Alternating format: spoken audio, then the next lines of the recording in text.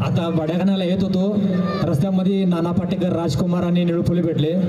त्यांच्यामध्ये संवाद झाला, तो संवाद तुम्हाला ऐकवतोय. राजकुमार, निळू फुले आणि नाना पाटेकर. वेलकम वेलकम नाना जी.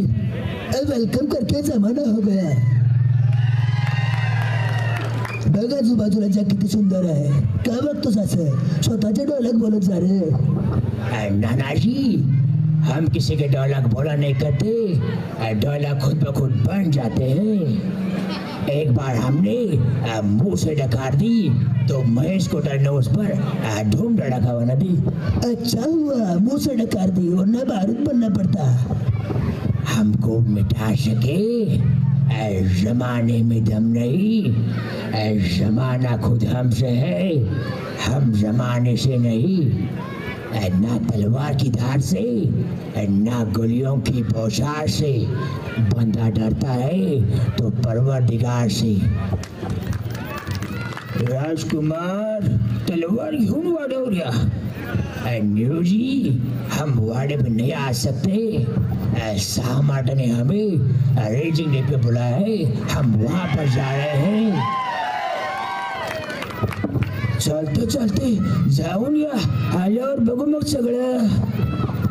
नीरू जी, रही बात वाड़े की, तो जिस गांव में हमने कदम रखे वो गांव आज देश बन चुके हैं. कीर्तनकार इंदूरकर महाराज.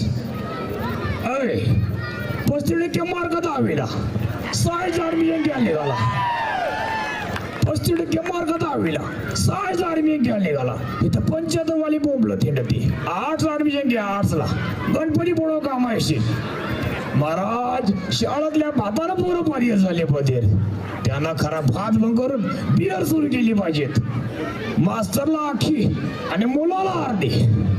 महाराज, मुलींच्या मोबाईल मध्ये आपल्यासारखे नंबर नसतात, त्यांच्या खुणा असतात. खुणा महत्वाचा असेल 1 स्टार, त्यापेक्षा महत्वाचा 2 स्टार, ज्याच्यावर पळून जायचंय 3 स्टार. दारा लावून भांडी घाशी ती रे, दारा लावून भांडी घाशी ती. आणि भांड्याचा अजून टीव्ही जाऊन आवडत. रितेश देशमुख. संग्राम, हा चेहरा लक्षात ठेव. संग्राम, नाही जरी चरणी चौपटाली ना तर नाव ना लावणार माऊली.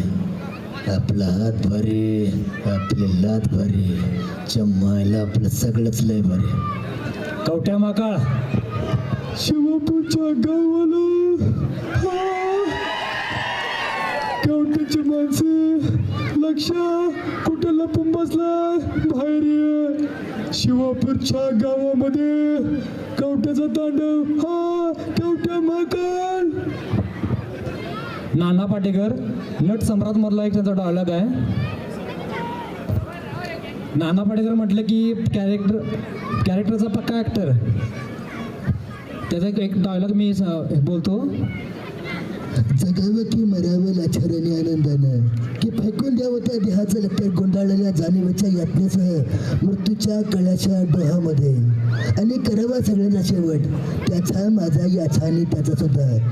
मृत्यूच्या महासर्पाने जीवनाला असा डंका मारावा की नंतर येणाऱ्या निद्रेला नसावा जागृतीचा किनारा कधीही.